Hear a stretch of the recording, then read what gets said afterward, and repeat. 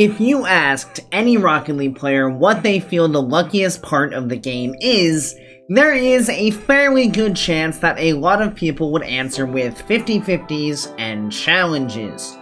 The truth of the matter is that you can do a lot more to control the outcome of challenges than many people realize. So today, we break down the keys to successful challenges in Rocket League.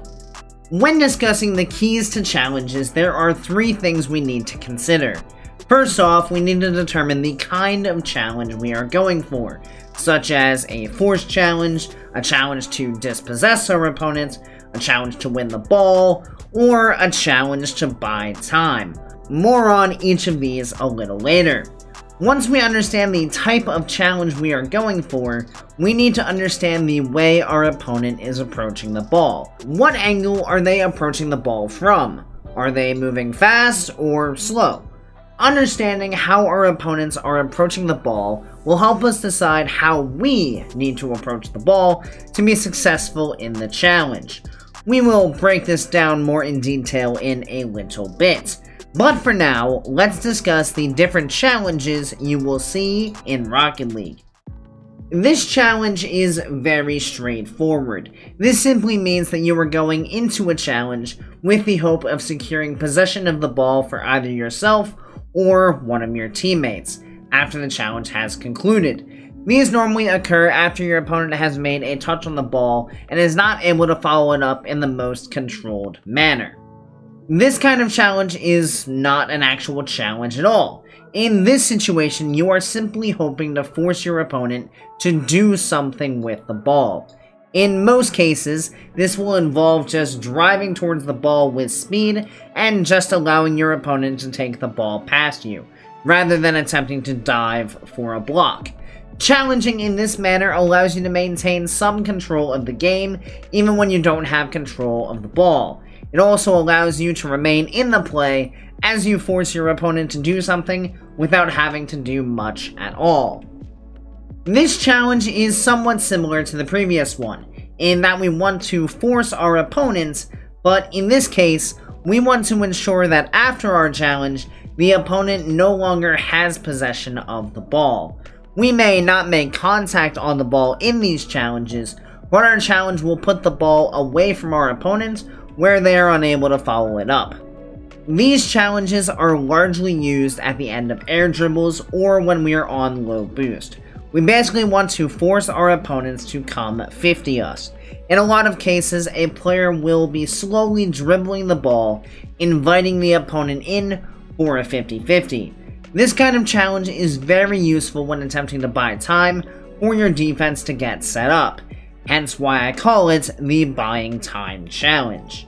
Now that we understand the different challenges we may see, let's take a look at some examples of these challenges in action. Let's start off with the simplest one here, which is the winning the ball challenge. So in this situation we're looking at here, we're rotating back towards net. Our teammate's getting kind of hammered around the corner here by our opponents, and it looks like we have another challenge coming in from the midfield. So based on what we're seeing here, it looks like a challenge is going to come out here. We don't quite know if the ball is going to go any specific direction, so we're kind of just waiting to see what happens as we come back into the play here.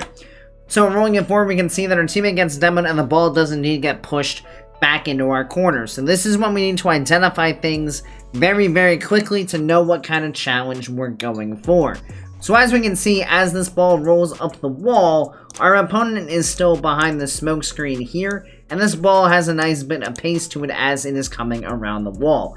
Meaning that if we go quickly here for this ball, we should be able to easily beat out our opponent here and send the ball out for a clear, and possibly maintain a close enough proximity to the ball that we can continue to follow it up as it moves down the field. So as we see here, we identify that he's not going to be able to get back to the ball, so okay, we can go ahead and win the ball here around the corner. And now as we look out here, the important thing is we need to know we're not going to look at the ball. The ball is just going to float in this direction. It's not anything too fancy. Yeah, it's had a glance off the ceiling, but it's not crazy hard to follow where it's going. We know it's coming over this direction. What we want to know is, hey, what's this guy doing here? And as we can see, he's grabbed this boost and he's now turning up the wall. So this means we need to prepare for another challenge and see how this guy here is going to be approaching the ball so we know how to attack it. And we can see that as this ball comes down, our opponent is still miles away from this ball. Like, it's not even close. He's not even remotely close to being able to actually challenge us here. So now the only thing we need to do is play the ball to where he's not, and we will have successfully won the ball out of this challenge. So obviously our opponent is kind of glued to this wall here. So if we want to win the ball, we need to play it out into the midfield. And in actuality, if we can play it out this way, we have a completely wide open net to either follow the ball up on and put it on in, or just shoot it directly on target from the position we're in now. So as we can see, we digest the information that we have the free ball here, we hit the ball around the challenge, and just like that, we have a free goal. So the whole idea of winning the ball in a challenge is just trying to hit the ball around where your opponent is. Typically, when you're winning the ball, it's not going to be a dead-on 50-50, both cars making contact at the same time. If you're going to win the ball in a challenge, you are going to get to the ball first. It's just a matter of identifying the direction your opponent's coming from and playing the ball to where they're not. In our next example here, we're actually going to see two challenges happening back to back. So it seems here that Paw is going to be following this ball up the wall. We have a teammate who's going to be coming in to challenge here to try to force Paw off the ball and then hopefully give us an angle to come in to play the ball. So we're going to be looking out for that here as we roll this forward. We see Shivers goes ahead and forces Paw to make a touch on the ball, and now this ball is falling down. Now the important thing, we can see as Paw is floating here that there is absolutely no chance that he maintains possession of this ball. The only thing that can go wrong here is if he lands right where we try to play this. So as we move in to challenge this ball, we need to make sure we keep an eye on where he is, where he's falling to, so that we can successfully play the ball around him and try to maintain some control. So the ball will come down and we can see Paul is over to the left side of the ball, which means what we want to do is play the ball around him to the right side, which is exactly what we're going to do, therefore, once again, winning the ball in this challenge. Unfortunately, it's not the most favorable bounce, and now we find ourselves in a situation where we're underneath the ball and we don't exactly have enough boost to really do anything with it. Now, we have a couple of choices here, because what we could do is we could just say, okay, I can't go for the ball anymore, let me just leave the play entirely. But the problem with that is that means that we have two players rotating back and a third just completely out of the play here in our opponent's corner, and we are just giving the ball up for free to our opponent with a ton of space. So we're not going to do that. What we're going to do is we're going to utilize our positioning on the field to force our opponent to do something in this upcoming force challenge. So as we roll this forward, we know that we can't go for this ball. There's nothing we can do to be able to get up for this. 14 boosts is simply not enough. But Bear here does not know that we are that limited in our amount of boost. So he thinks, okay, I gotta go fast. Let me put in a challenge here so that I don't get beat out to the ball. And in his speed, he's actually gonna end up missing. But it's the fact that we're just sitting here, making him think that he has to go and forcing him to go for this ball that is actually going to put us in a very favorable situation. And this is what we mean when we talk about force challenges, because you could just drive away from a play when you know you can't actually challenge the ball. But there is a lot of merit to just utilizing the position of being close to the ball to make your opponents mentally think, hey, I might get challenged here, I need to do something with this ball quickly. That's exactly what we force out here. Bear kind of panics on his challenge here, misses the ball completely, and we get a free shot on net that unfortunately is fantastically saved by Tarnik, but we wouldn't have gotten that opportunity at all, and we actually would have found ourselves in a very dangerous defensive situation if we hadn't maintained our position on the field and forced Bear to do something in the midfield. For our next example here, we're going to be looking at a dispossess challenge. So we're coming off the kickoff here, and this ball is going to roll up the wall. Now again, looking at the positions of ourselves and our opponents, there is absolutely no way that I am beating Bear to this ball or Paul as they drive up the wall. It's just simply not possible, even with 100 boosts, for me to jump up that quickly.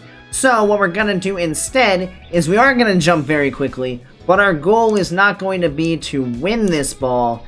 It is instead going to be to make sure that these guys cannot maintain possession of it.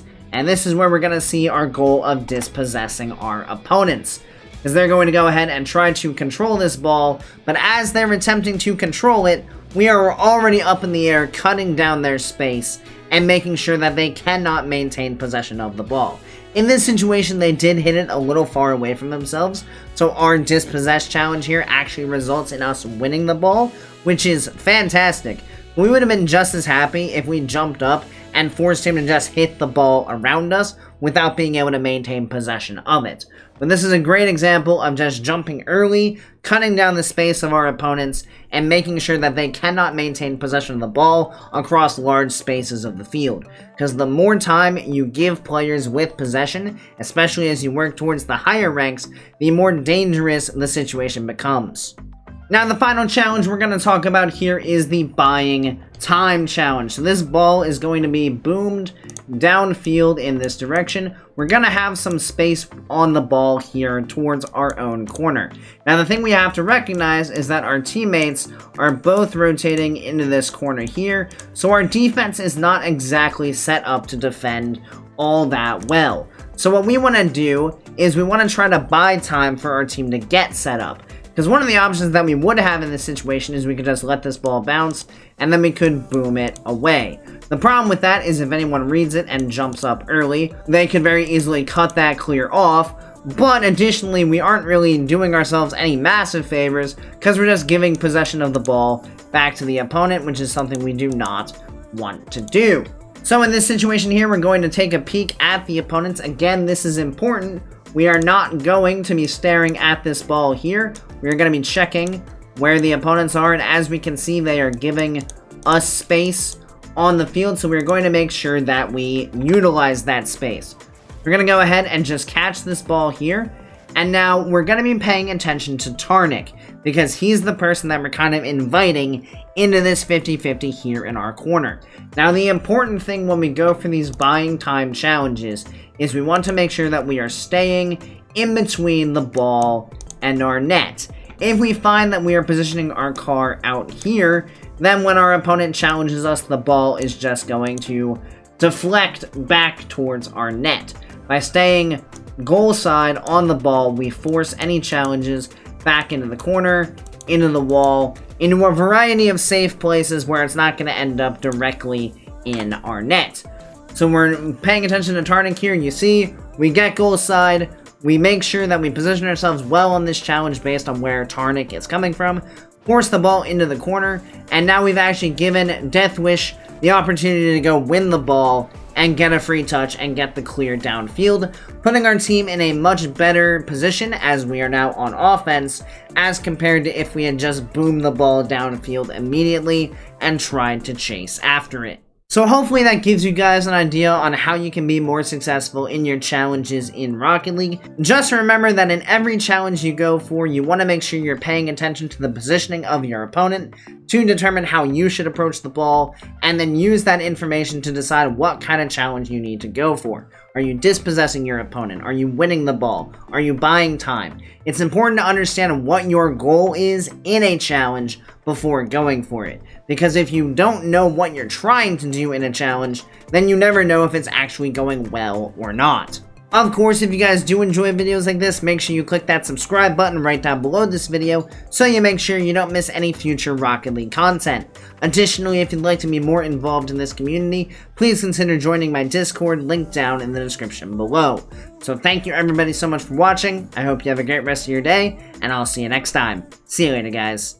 And if you're looking for some more Rocket League entertainments, might I recommend checking out this playlist right here for some more keys to Rocket League just like this. Or check out this video over here to learn what a day in the life of a Rocket League content creator looks like.